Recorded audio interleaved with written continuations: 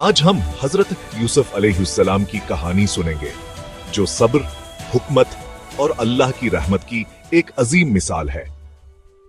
हजरत याकूब अलैहिस्सलाम अल्लाह के नबी थे और हजरत इसहाक अलैहिस्सलाम के बेटे और हजरत इब्राहीम अलैहिस्सलाम के पूते थे। उनके 12 बेटे थे, जिनमें हजरत यूसुफ अलैहिस्सलाम सबसे ज्यादा हुसैन, नेक और अल्लाह के पसंदीदा बंदे थे।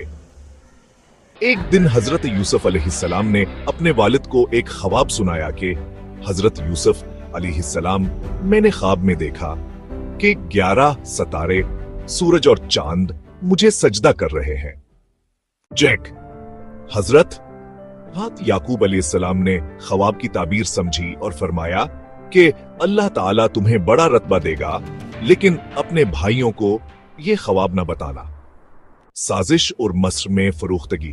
हाँ, हजरत यूसुफ अलैहिस्सलाम के भाई उनसे हसद करने लगे, क्योंकि वालिद उनसे बहुत मोहब्बत करते थे। उन्होंने साजिश की और यूसुफ अलैहिस्सलाम को एक कन्वे में फेंक दिया। फिर जाकर वालिद से कह दिया कि यूसुफ को भेड़िया खा गया। कुछ काफले वाले इस कन्वी के पास से गुजरे और हजरत यूसुफ को निकाल कर मस्र ले गए और गुलाम के तौर पर बेच दिया।